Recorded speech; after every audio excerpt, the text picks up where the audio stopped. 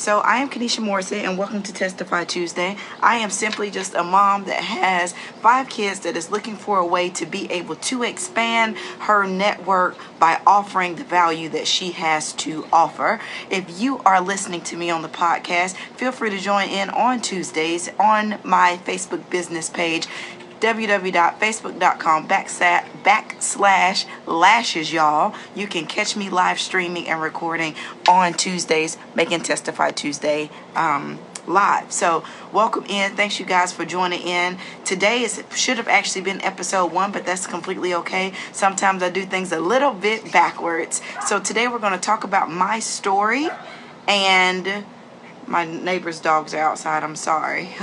Talk about my story, who I am, what I represent, and what I am a part of. I came outside because I have 5 kids and I don't get much record time being quiet. So I thought I could come out here and pop in and be able to do what I need to do, but sorry, real life. My kids are in the pool right behind us, and the babies are in the house. So this is going to probably be one of the most heartfelt lives that I've done, because I really want people to understand my heart and my mission and why I do what I do. So welcome to Testify Tuesday. Thanks for listening to the podcast, and let's get to know Kanesha Morrison, the woman, a little bit better. Testify Tuesday is my podcast that I open up who I am and what I'm about, being a mom, a wife, a business owner, and a woman, right? Being a woman. So I started this journey when I was 18 years old, being in the profession of network marketing. And it's really the profession of helping people, but I know people get into this and they don't get the success that they want, or life may happen. They feel like they patronize their friends or families and that they get on people's nerves with their particular product. But I can honestly say that hasn't been my experience, and that isn't what I teach my team to do. But I understand if you are a person that doesn't care for network marketing, I still hope that my message today, that you can understand my mission of life. So I am a product of an affair, and most people don't know that part of my story, my being of how I was created. My mother was a married woman and she had an affair, and I am the product of that affair.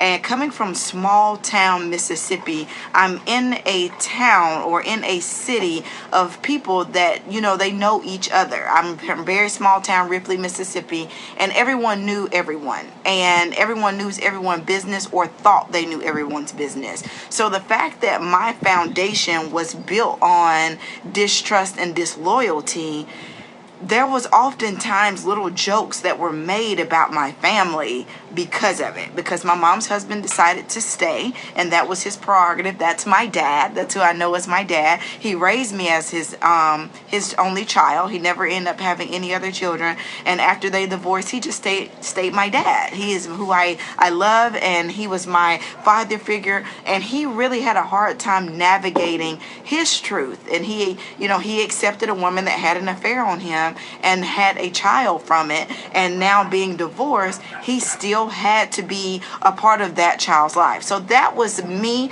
and I had to experience the mockery that was behind him being able to confidently do that. My biological father is in prison. He has been in prison for about 16 years. He was given 25 years to life as a first-time offender. And that's just where it is. He's been obviously in prison most of my life. I just turned 29, so I was 13 when he went in. And I didn't know he was my father until I was 12.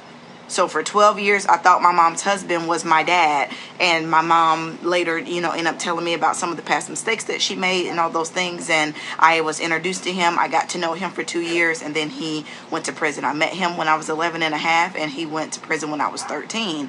And that's very pivotal to my story, because most people don't know how to overcome those type of circumstances that are put around them. That's just reality. I was not one of those kids that loved school. I didn't love reading at that time.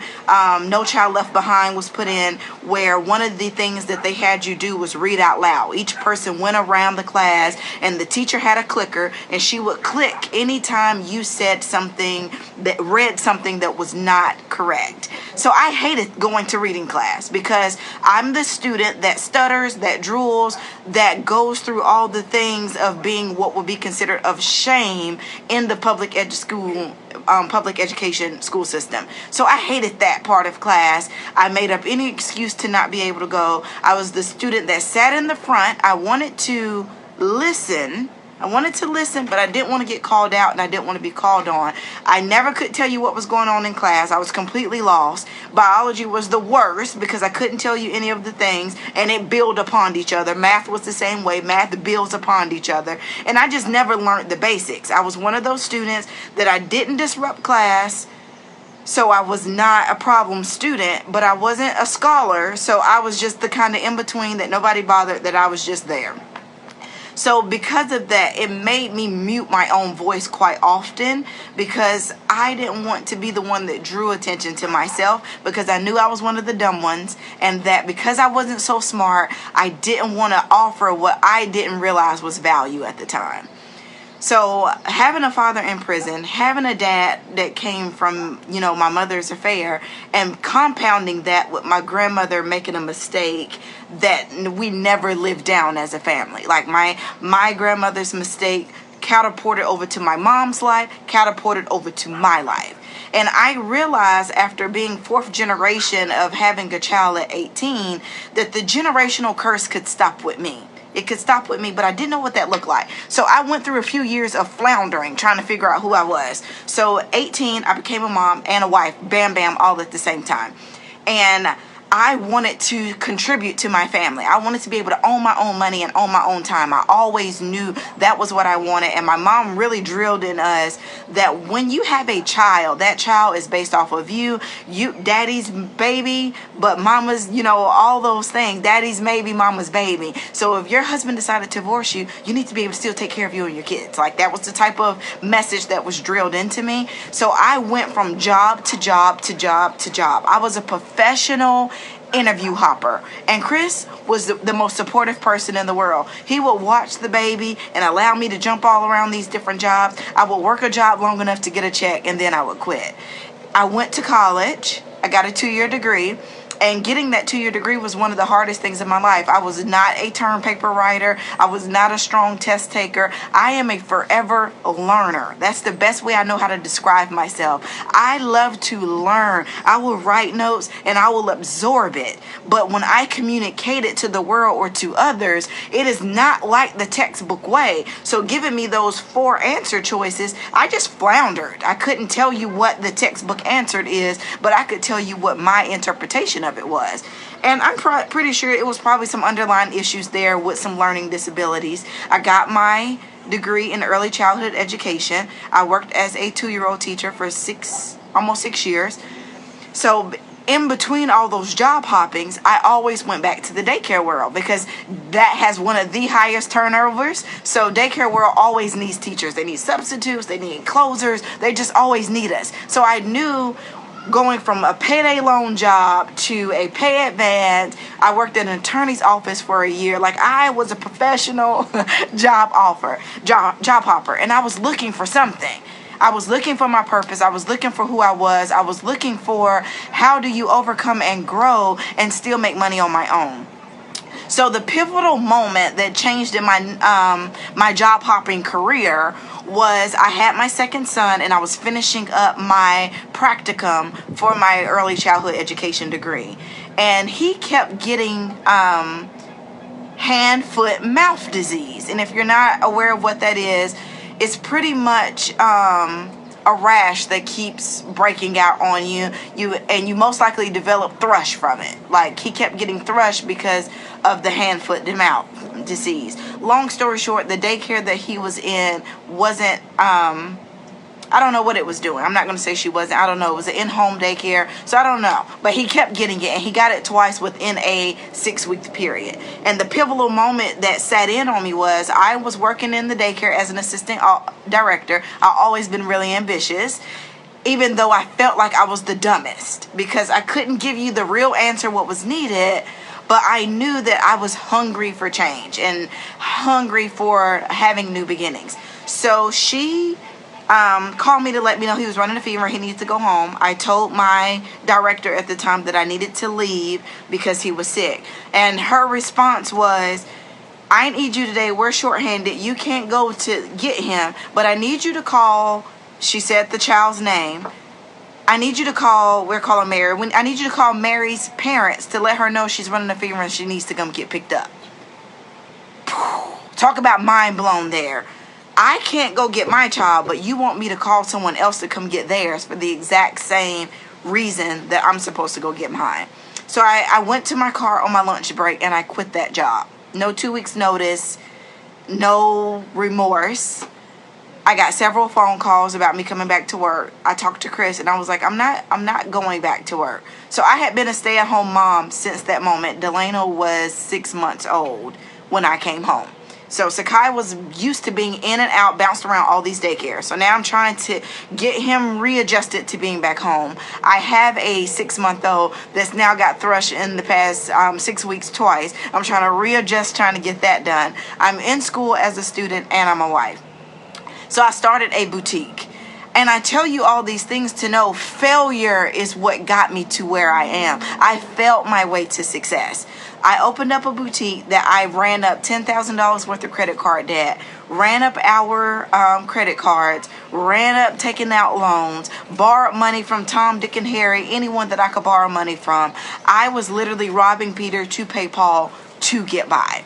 We ended up relocating from Oklahoma back to Mississippi to be closer to family, thinking we were going to have help and we're going to have babysitters and just get that hometown feeling. And none of that ended up being the case. My in-laws did what they could, but it was not the help that I thought we were going to get. So now I've uprooted my whole family. We own a home in this other state. I've rented it out. I've created chaos with all of this boutique things. So I jump into network marketing.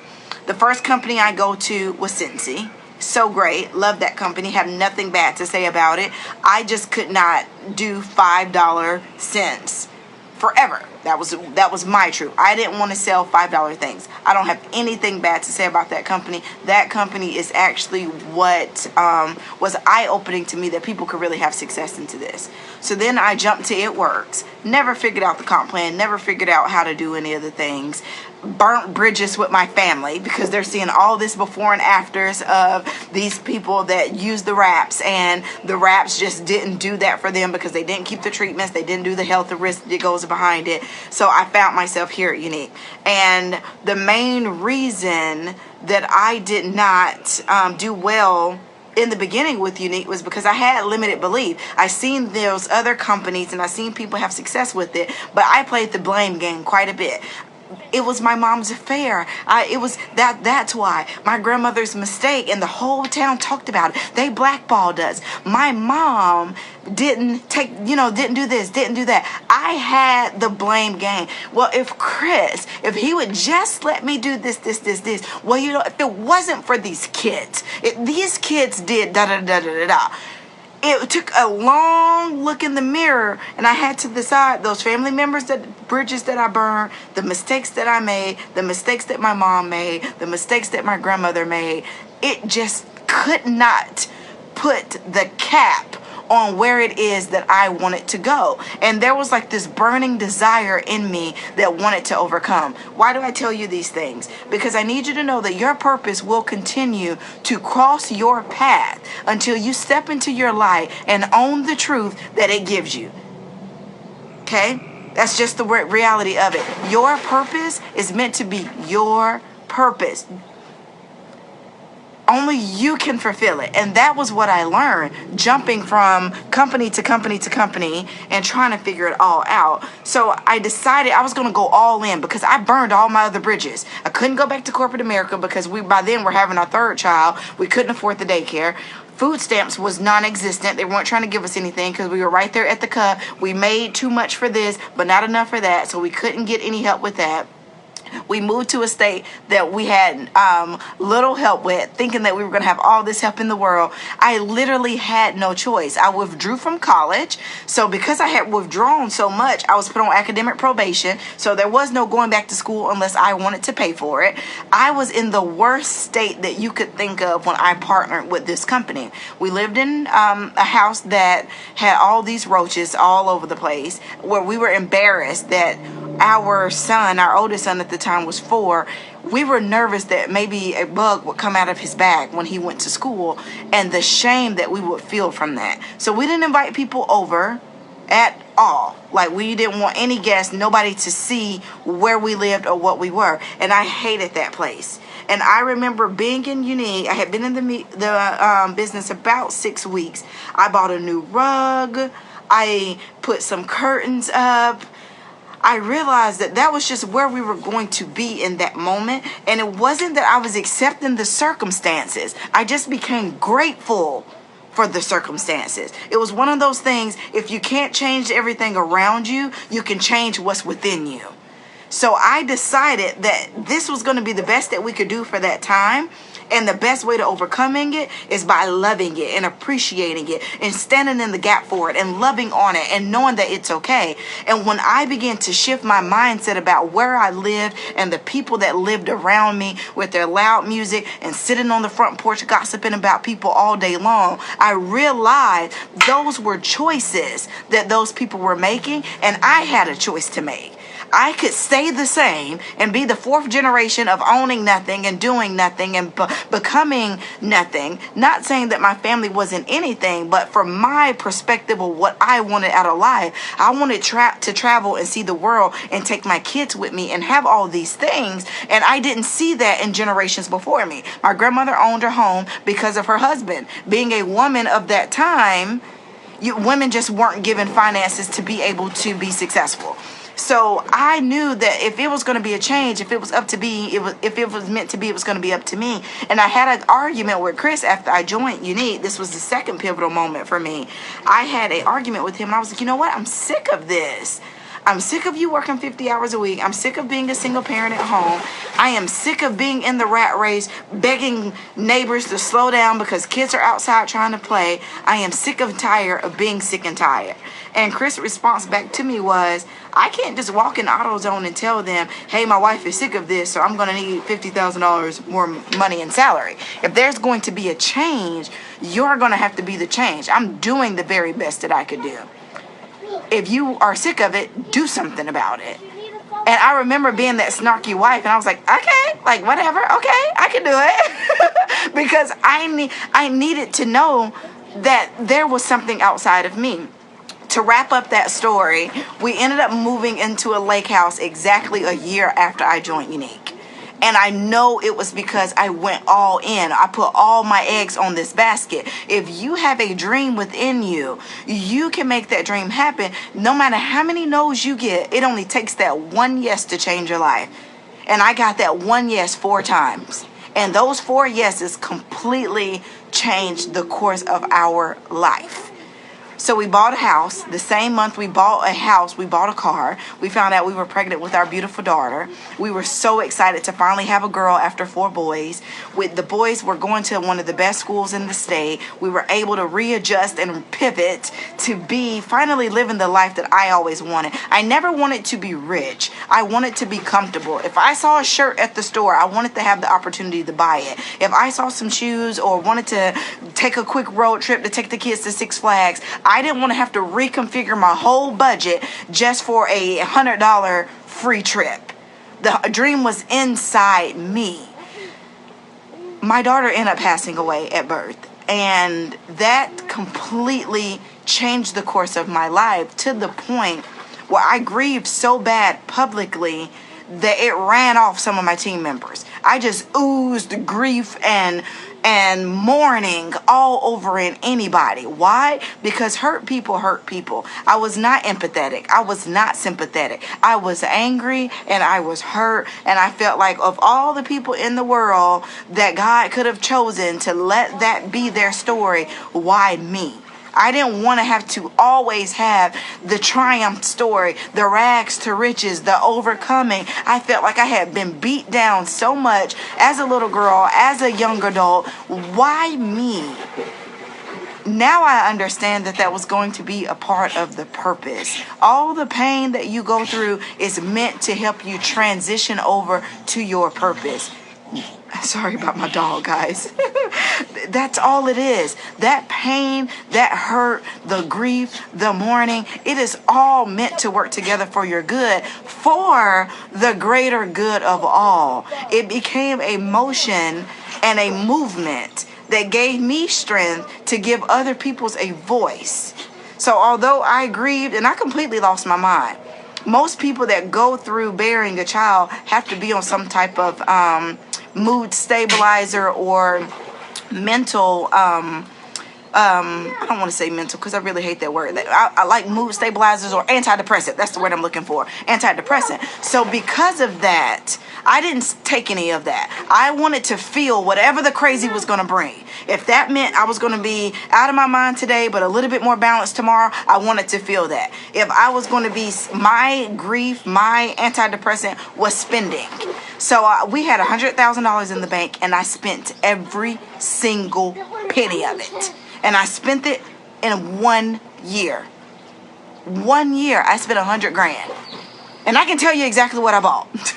Like I went on a spending spree because I felt like if I had all this money and it couldn't bring her life back, there's no point in having it. So I realized that no matter how much money I had, I couldn't change it.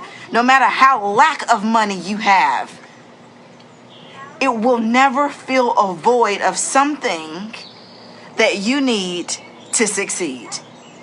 Why? Because everything you need to succeed is already inside here. So now I found myself a little bit more sane, a little bit more stable, and broke all over again.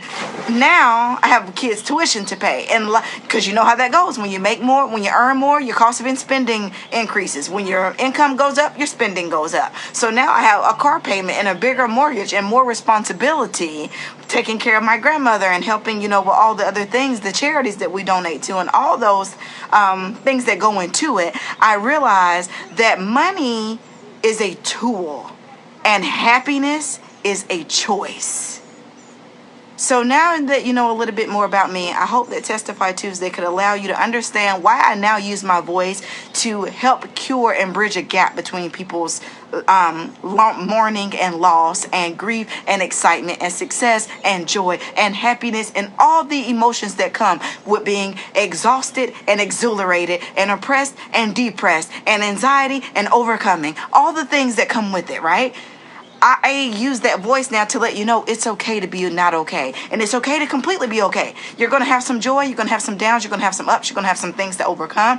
That is normal life. And we are doing it to bridge a gap because we are better together. We overcome together. My testament now inspires you to be someone better. And your story is going to inspire someone else. We all are meant to work together for the greater good of all. Your voice is powerful. And your voice doesn't necessarily have to mean you being on rants and rages.